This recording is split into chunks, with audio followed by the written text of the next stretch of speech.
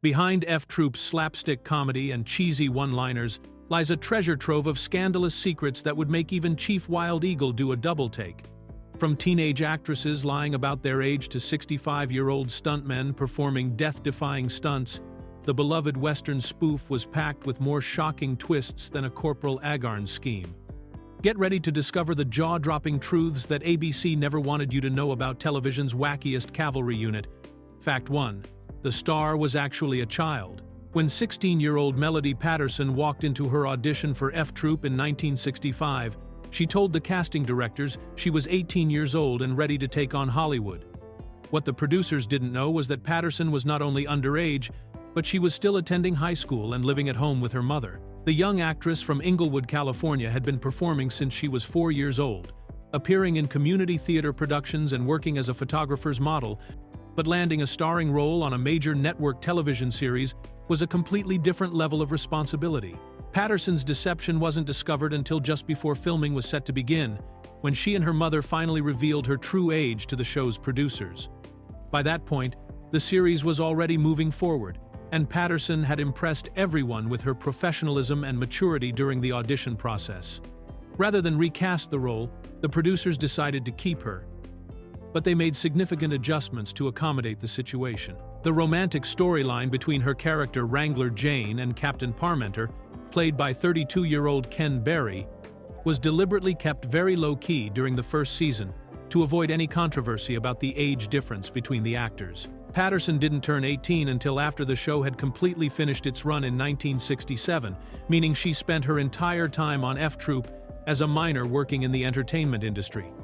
The producers were reportedly shocked by her real age, but ultimately kept her because of her talent and the fact that she handled the demanding schedule and professional requirements better than many adult actors twice her age. Fact 2. Network censors killed the original tribe name. The Native American tribe in F Troop was originally supposed to be called the Fugawi Indians, but ABC's network censors quickly put a stop to that idea when they realized what the writers were really up to. The name was based on an old comedy routine that involved a lost tribe wandering through the wilderness asking, "Where are the Fugawi?" which sounds innocent enough until you say it out loud a few times and realize it sounds like, "Where the F are we?" The writers thought they were being clever by sneaking this risque joke past the television standards department, but the censors caught on before the show ever made it to air. When the network rejected the Fugawi name, the creative team had to come up with a replacement that would still work with their comedic concept but wouldn't get them in trouble with broadcast standards. They settled on the Hekawi tribe, pronounced Hekawi, which maintained the basic sound pattern of the original joke while using much cleaner language. The show even created an origin story for the new name that kept the spirit of the original gag, explaining that the tribe got their name when they fell off a cliff and one member asked, "Where the heck are we?" which then became, "We're the Hekawi." This type of censorship battle was fairly common in 1960s television, as writers constantly tried to push the boundaries of what was acceptable for family viewing, while network standards departments worked to keep content appropriate for all audiences. The Fugawi to Hekawi change became one of the more famous examples of how creative teams had to adapt their material to meet broadcasting guidelines, and the replacement name actually worked so well that most viewers never knew there had been an original version that was considered too inappropriate for television. Fact 3. The Town Drunk was a legendary 65-year-old stuntman. When viewers watched old Charlie the Town Drunk get thrown through saloon windows and bounce off hitching posts on F Troop, many assumed they were seeing a young stuntman in heavy makeup pretending to be an elderly character. In reality, the man performing those dangerous-looking stunts was Harvey Perry, a 65-year-old veteran stuntman who had been risking his life for Hollywood productions since 1919. Perry had spent 45 years of his career doubling for some of the biggest stars in the business, including John Wayne, Clark Gable, Humphrey Bogart, and even actresses like Shirley Temple and Mary Pickford, when his smaller stature was needed. The role of Charlie was specifically created to showcase Perry's incredible skills and give him a chance to perform his own stunts rather than just doubling for other actors. In the 3 episodes where Charlie appeared, Perry would typically be thrown through saloon doors or windows, bounce off a support post, fall face forward over the hitching rail, spin around, and land perfectly on his face or back. These elaborate physical comedy sequences were all performed by Perry himself, without the use of a younger double or special effects that would be common in modern productions. What made Perry's performance even more remarkable was his dedication to staying in peak physical condition well into his senior years. He maintained a daily routine of push-ups, sit-ups, leg lifts, and a 2-mile brisk walk that kept him fit enough to handle the demanding physical requirements of stunt work. Perry had only been seriously injured twice during his entire career, once breaking his back while doubling for Clark Gable, and another time breaking 20 bones in his foot during the filming of How the West Was Won in 1962. Fact 4. A horror icon. Made a vampire cameo. Vincent Price, the legendary master of horror films, made a memorable guest appearance on F Troop during the show's second season in an episode called V is for Vampire that aired in 1967. Price played Count Sforza, a mysterious emigrant from Transylvania who arrived at Fort Courage in dramatic fashion, complete with all the classic vampire trappings that audiences expected from a Price performance.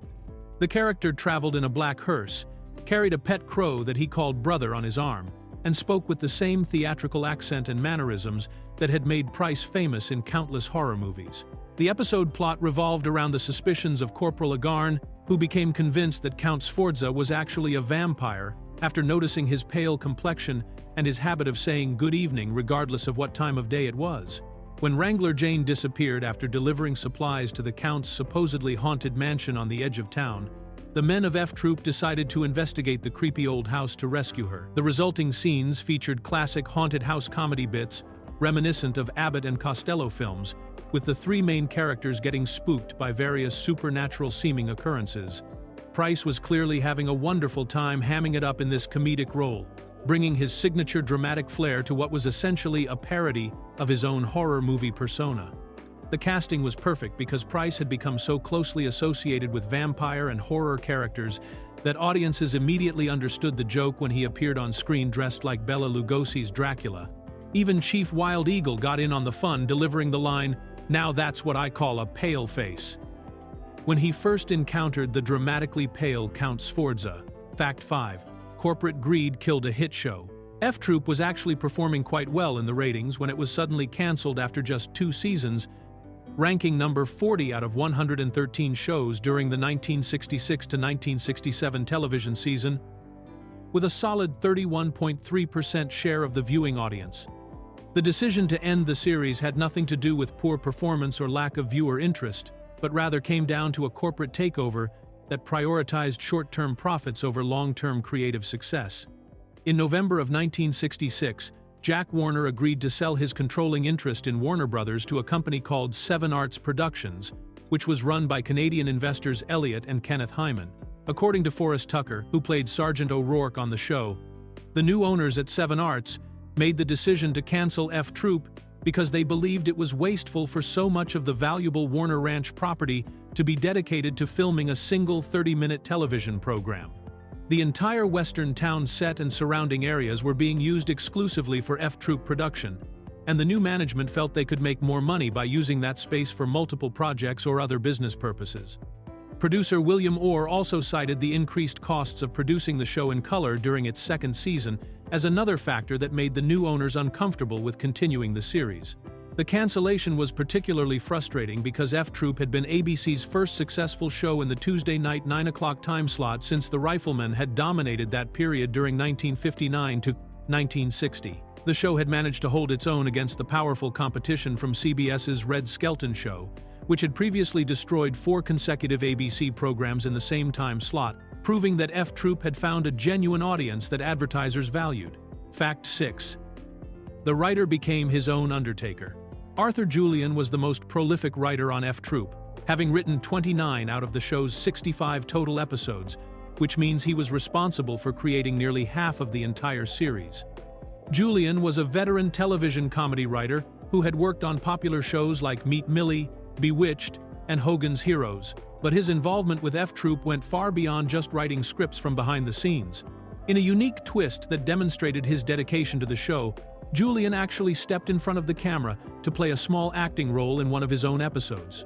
The episode was called Survival of the Fittest, which aired on December 15, 1966 during the show's second season and Julian appeared as an undertaker in a scene that he had written himself.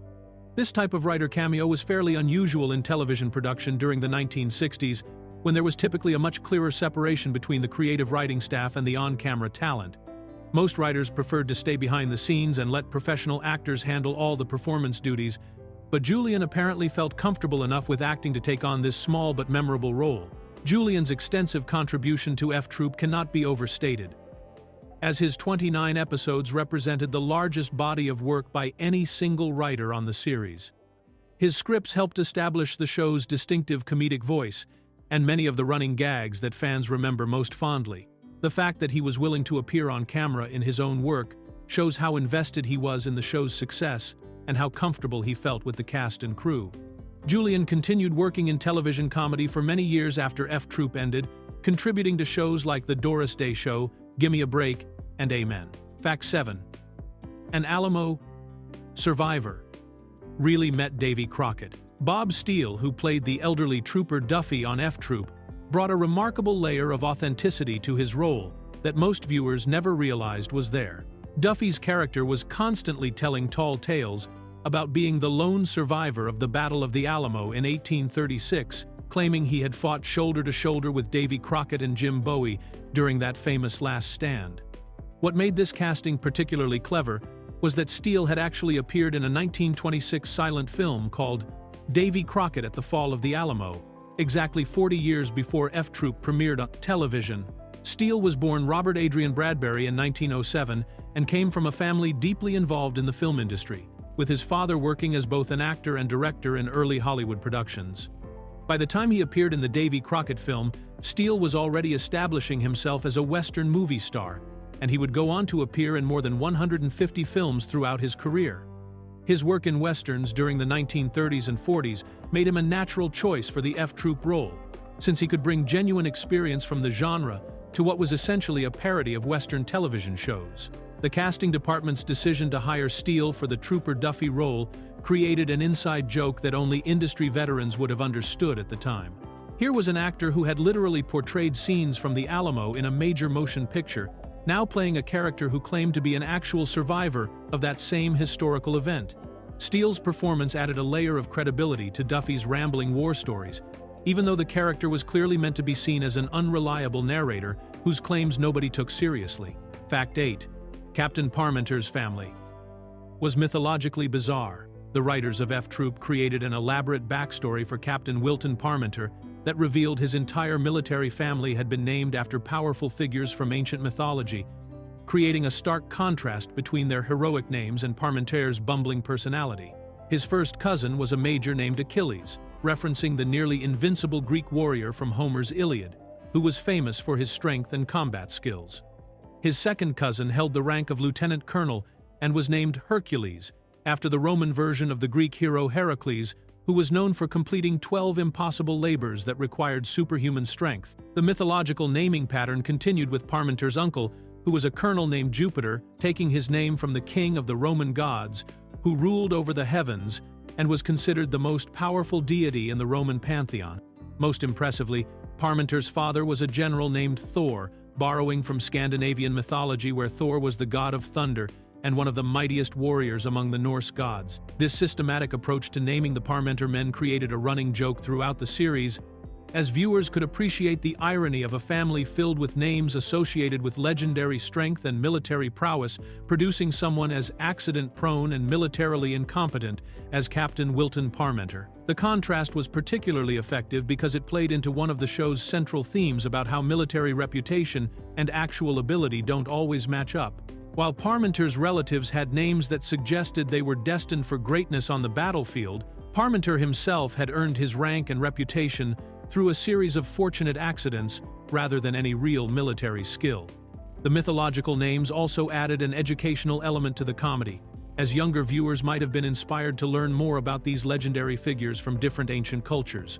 Fact 9. Larry Storch was a master of multiple personalities. Larry Storch's talent for impressions and accents turned into one of F Troop's most entertaining running gags, as he frequently appeared in dual roles playing various relatives of his character, Corporal Agarn. The writers took advantage of Storch's skills as a voice artist and impressionist by creating an entire extended family of Agarn lookalikes from around the world, each with their own distinct personality and accent. His most famous alternate character was Lucky Pierre, a French-Canadian cousin who spoke with an exaggerated French accent and got involved in various schemes that usually ended up complicating life at Fort Courage. Storch also portrayed Dmitry Agernov, Agarn's Russian cousin, who brought a completely different energy to the role with his thick Russian accent and dramatic mannerisms. Perhaps the most colorful of all the Agarn relatives was Pancho Agarnado, known as El Diablo, a Mexican bandit cousin who appeared complete with traditional Mexican outfit and the kind of over-the-top accent that was common in Western comedies of that era. The writers even created female relatives for Storch to play, including Granny Agarn and Carmen Agarnado, who was Pancho's sister, requiring him to perform in drag and adopt entirely different vocal patterns. What made these performances particularly impressive was that Storch sometimes played multiple Agarn family members within the same episode, requiring quick costume changes and the ability to switch between completely different character voices and mannerisms. In one notable episode, he played not only the regular Agarn, but also Granny Agarn, Uncle Gaylord Agarn of Tallahassee, Pancho Agarnado, and Carmen Agarnado, all in the same story. This showcased Storch's versatility as a performer and his background as a nightclub impressionist, skills that had made him a popular guest on variety shows throughout his career before landing the F-Troop role. Fact 10. The show's creator credit was a fraud. For years, the opening credits of F-Troop displayed the name Richard Bluell as the show's creator, but this turned out to be completely false information that had to be corrected through official legal proceedings. The real creators of the show were actually three different writers: Seaman Jacobs, Ed James, and Jim Barnett, who had developed the original concept and characters that became the foundation for the entire series. The incorrect credit remained in place throughout the show's original run from 1965 to 1967, meaning that millions of viewers saw the wrong information every time they watched an episode. The truth about F-Troop's actual creators only came to light when the Writers Guild of America conducted a formal arbitration process to investigate the disputed credits. This type of arbitration was necessary because creating a television series is considered one of the most valuable and prestigious credits a writer can receive, often leading to ongoing royalty payments and career opportunities that can last for decades.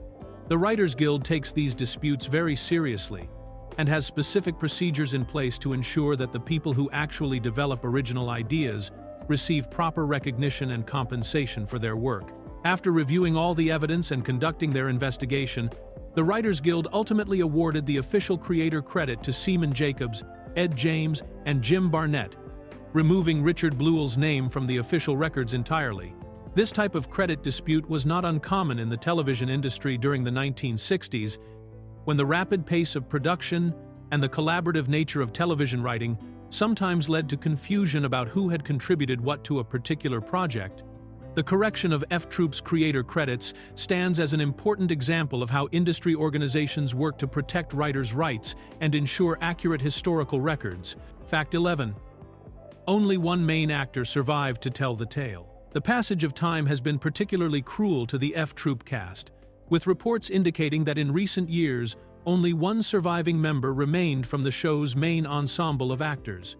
This tragic reality makes F-Troop one of television's most dramatically depleted classic sitcom casts, a sobering reminder of how much time has passed since the show originally aired in the mid-1960s.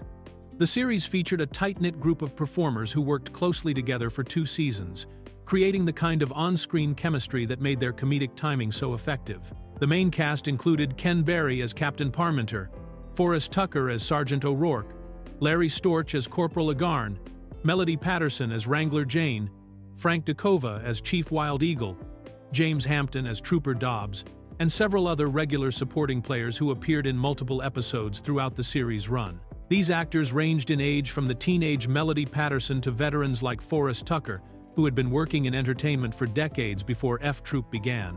Over the years, the cast members passed away one by one, with Melody Patterson dying in 2015 at age 66, Larry Storch passing in 2022 at the remarkable age of 99, and other cast members succumbing to various health issues related to aging.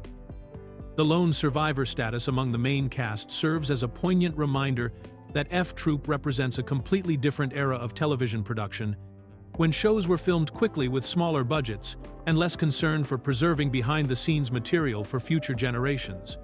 The surviving cast member carries the unique responsibility of being the last living link to the day-to-day experience of creating one of television's most beloved comedy series. Fact 12. The show had a secret Jewish comedy connection. The Hikawi tribe on F Troop was actually a clever inside joke that referenced a popular theory from the 1960s, claiming that Native Americans were descendants of the lost 13th tribe of Israel, and the show's creators decided to make this connection literal by casting veteran Jewish comedians to play most of the tribal characters. Chief Wild Eagle was portrayed by Frank DeCova, who was Italian-American but had extensive experience performing in Jewish comedy venues, while Crazy Cat was played by Don Diamond, who came from a Russian-Jewish immigrant family and brought traditional Jewish comedic timing to his Native American character.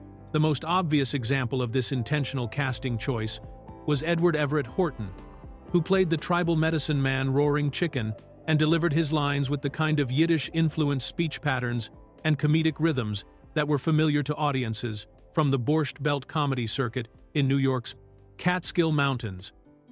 The writers deliberately incorporated classic Jewish comedy elements into the Hikawi characters' dialogue and behavior, creating a subtle parody that worked on multiple levels for viewers who recognized the cultural references.